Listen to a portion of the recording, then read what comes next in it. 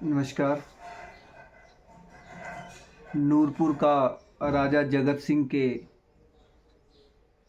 लोक गाथा के दूसरे हिस्से में आप सबका स्वागत है। दूसरे भाग में आप लोगों का अभिनंदन है। आज हम लोग इस लोक गाथा का दूसरा चरण सुनेंगे, जिससे हम नूरपुर के इतिहास को, राजा जगत सिंह को पूरी तरह से समझ पाएं। तो चलिए शुरू करते हैं राजा जगत सिंह लोक गाथा का दूसरा भाग।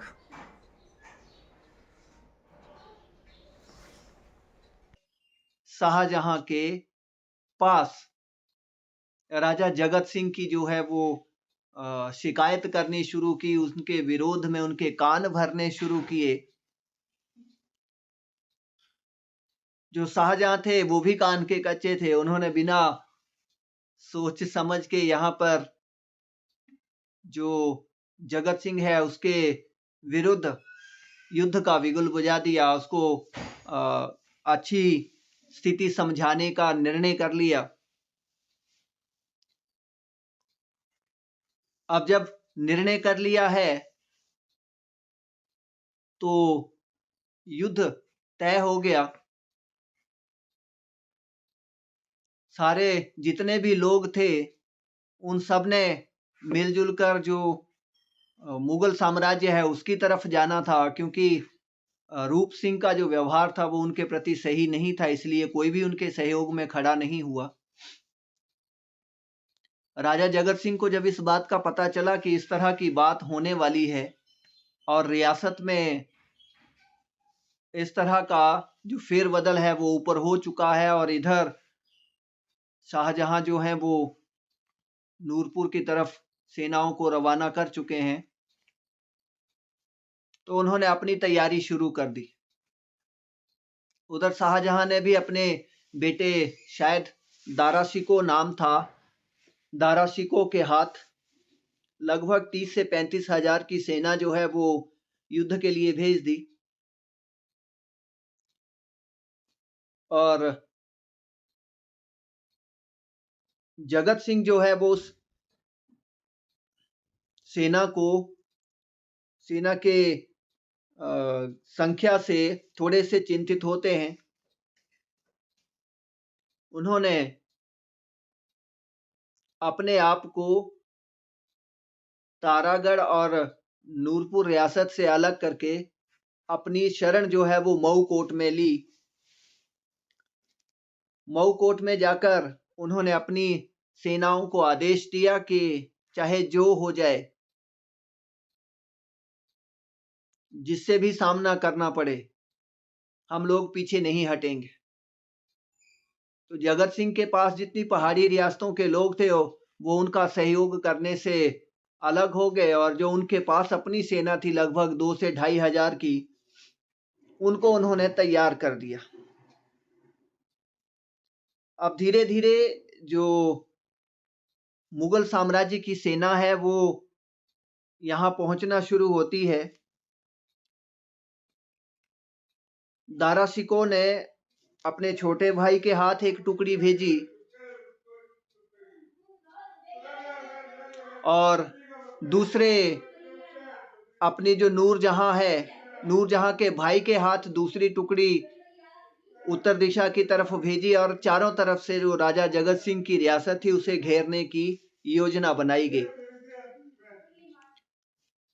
अब जब इस तरह की योजना बन गई, लोग तैयार हो गए, तो जो राजा जगत सिंह के गुप्तचर थे, राजा ने उनको कहा कि चारों दिशाओं में फैल जाओ और पता लगाओ कि जो मुगल सेना है वो किस तरह से हमारे साथ युद्ध करेगी और हमें उससे कैसे निपटना है। गुप्तचर जब फैल गए तो उन्होंने राजा को आके खबर दी कि राजन, कुछ लोग जो हैं वो उत्तर दिशा से पहाड़ी क्षेत्रों से नीचे आएंगे, कुछ लोग जो हैं वो मैदानी क्षेत्रों से नीचे आएंगे और कुछ लोग आमने सामने होंगे। तो लगभग चारों दिशाओं में जो मुगल सेना है वो फैली हुई है और लगभग संख्या में 30 से 35 हजार के आसपास वो लोग हैं। ये माना जाता है, आज भी कहा जाता है कि जो पहली छावनी शाहजहां की सेना की हिमाचल में बनाई गई थी और पहाड़ी क्षेत्रों की तरफ से लोग आए थे, वो पहली छावनी शाहपुर में बनाई गई थी। इसीलिए जो सेना का नाम शाहजहां की सेना थी, तो शाहजहां की सेना वहां रुकी थी, इसीलिए उस जगह का नाम शाहपुर पड़ा। दूसरी तरफ सेना का दूसरा हिस्सा पठान स्वरूप में था, तो ये माना जाता है कि जब मैदानी क्षेत्रों की तरफ से सेना ने दूसरी छावनी बनाई, वो पठानों की थी। और जहां उन्होंने पहली छावनी मऊ कोट के आसपास बनाई, वो चक्की के पार थी, इसीलिए वहां ये माना जाता है कि उस जगह का नाम पठानकोट पड़ा, जो आज भी पठान कोट के नाम से ही जाना जाता है।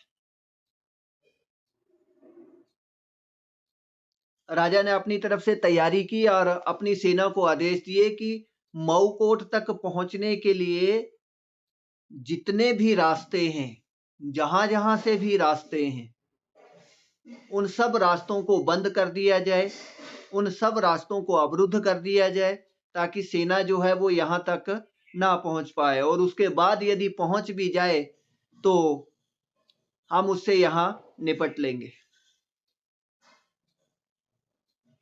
राजा के आदेश का पालन हुआ, जो रास्ते थे उनको अवरुद्ध कर दिया गया, लेकिन जो मुगल सैनिक थे वो कहाँ मानने वाले थे। एक समय रियासत थी, उसे घेरने की योजना बनाई गई। अब जब इस तरह की योजना बन गई, लोग तैयार हो गए, तो जो राजा जगत सिंह के गुप्तचर थे, राजा ने उनको कहा कि चारों तरफ, चारों दिशाओं में फैल जाओ और पता लगाओ कि जो मुगल सेना है वो किस तरह से हमारे साथ युद्ध करेगी और हमें उससे कैसे निपटना है।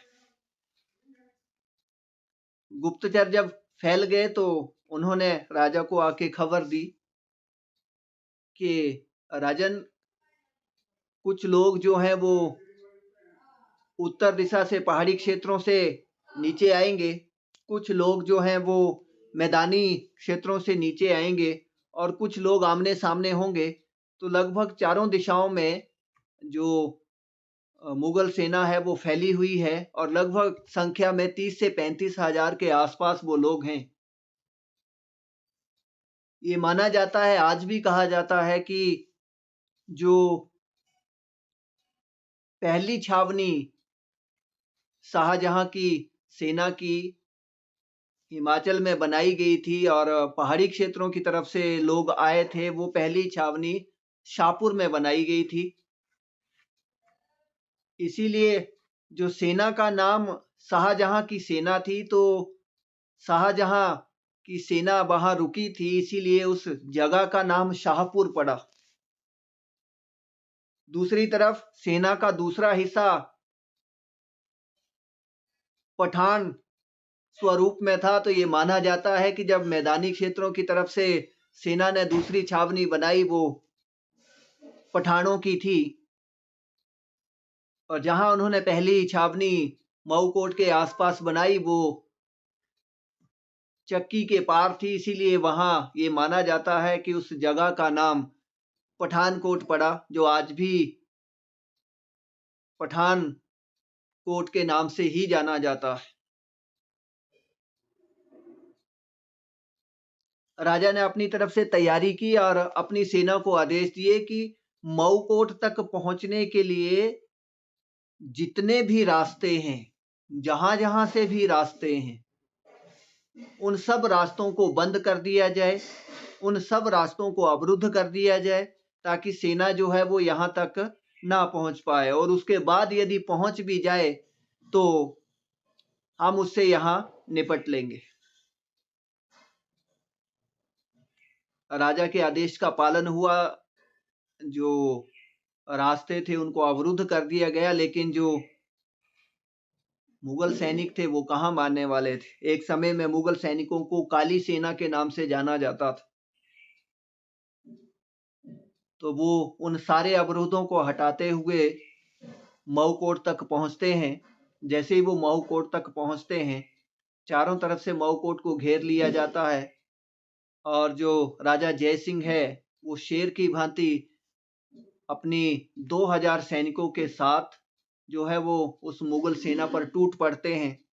भीषण युद्ध यहाँ राजा का बाग के आसपास होता है,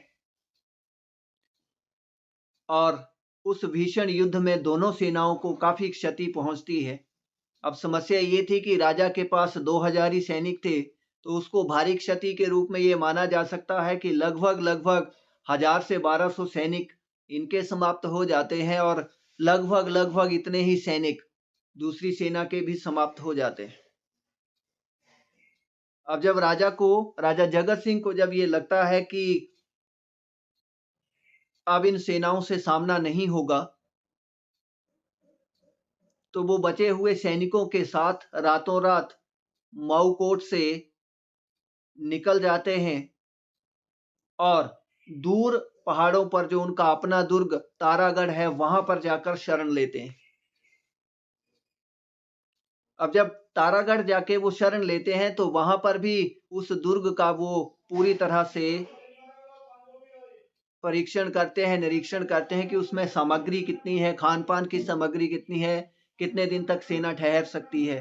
तो 400-500 लोगों के लिए वो लगभग 2-4 दिनों की सामग्री थी, और दूसरी तरफ से शाहपुर की जो सेना थी वो उनको आकर घेर लेती है। फिर से युद्ध होता है, और अंतिम समय में जब उनके पास खान पान और वो बची हुई सामग्री भी समाप्त हो जाती है, तो बाद में जो राजा जगत सिंह है वो मुगल सेना से संधि कर लेते हैं। मुगल सेना के सामने अपनी जो बात है वो रख देते हैं, और उनसे मेल मिलाप करते हुए अपने बचे हुए सैनिकों का वो संरक्षण करते हैं।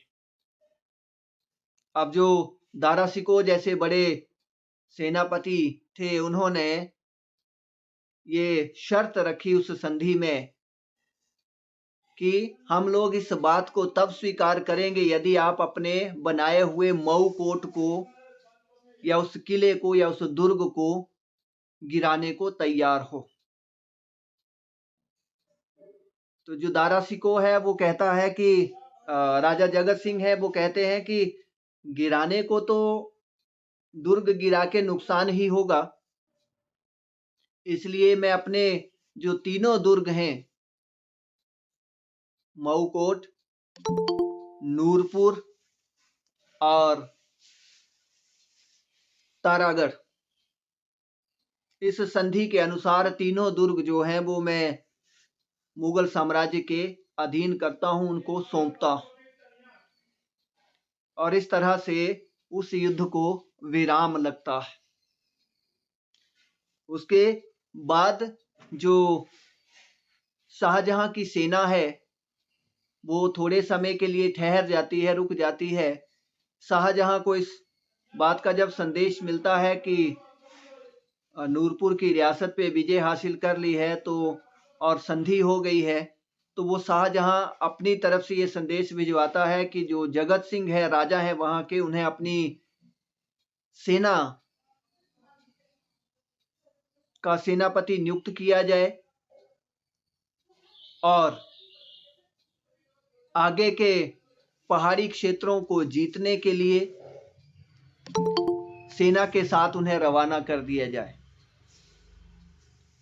ये माना जाता है कि राजा जगत सिंह शाहजहां की सेना को लेकर आगे पेशवा तक चले जाते हैं, अफगानिस्तान तक उन्होंने अपनी विजय गाथा फहराई और वापस 1649 के आसपास जब वो पेशावर जैसे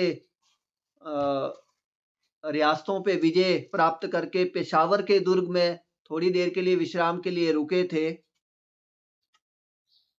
तो वहां पर वो बीमार हो जाते हैं और बीमार होने के कारण उनका वहीं पर निधन हो जाता है। तो यहाँ पर आके उनके निधन के साथ राजा जगत सिंह की ये जो गाथा है वो रुक जाती है, ठहर जाती है, समाप्त हो जाती है।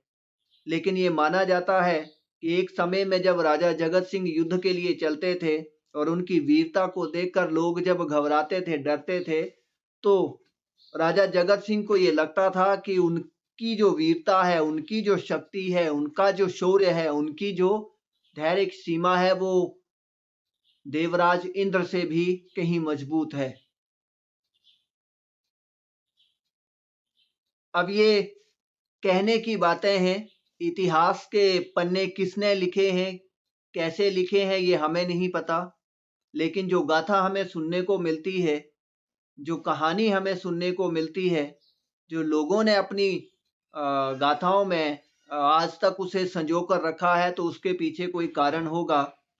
और कहीं न कहीं जो उनकी शौर्य की गाथा, उनकी वीरता की जो चर्चा, उनके ओज की जो चर्चा आज की जाती है, राजा जगत सिंह के नाम की जो चर्चा आज की जाती है, तो उनकी वास्तविकता कहीं न कहीं रही होगी, इसीलिए लोग उन्हें आज भी याद करते हैं। अगर आज भी नूरपुर क्षेत्र के ये मान्यता है, माना जाता है, सुना जाता है कि नूरपुर क्षेत्र के जो मऊ कोट की आस-पास के जो लोग हैं, वो आज भी राजा जगत सिंह को बड़े बड़े स्नेह से, प्रेम से याद करते हैं और याद करने के बाद उनकी जो गाथा है, उसका जो श्रवण और व्याख्यान जो है वो लोगों के सामने करते हैं। कहने का तात्पर्य ये है, राजा जगत सिंह की इस गाथा से एक सीख मिलती है, एक संदेश मिलता है कि हम लोगों को गलत कहने की हिम्मत होनी चाहिए, चाहे सामने कितना भी बड़ा कोई शक्तिशाली क्यों ना हो। जिस तरह से राजा जगत सिंह ने अपने अस्तित्व पर आँच आने के कारण जहांगीर जैसे सम्राट से, मुगल साम्राज्य से लोहा ले लिया था, वैसे ही वो अपनी साम्राज्य के लोगों को कहते थे कि जब आपको लगे कि आपकी आन बान शान पर आंच आ रही है या उसमें कोई हस्तक्षेप करने जा रहा है, तो आपको चुप नहीं रहना चाहिए, आपको धैर्य नहीं धारण करना चाहिए, आपको तत्क्षण उसका विरोध करना चाहिए और विरोध के लिए चाहे प्राण चले जाएं, उसकी भी आपको चिंता नहीं करनी चाहिए। तो यहाँ आके ये गाथा जो है वो समाप्त होती है। लगभग आपका पाठ्यक्रम भी यहाँ आके समाप्त होता है। आज ये कक्षा भी यहाँ पर आके समाप्त होती है। सबका धन्यवाद। किसी को अगर कुछ पूछना है, कोई बातचीत करनी है, तो आप मेरे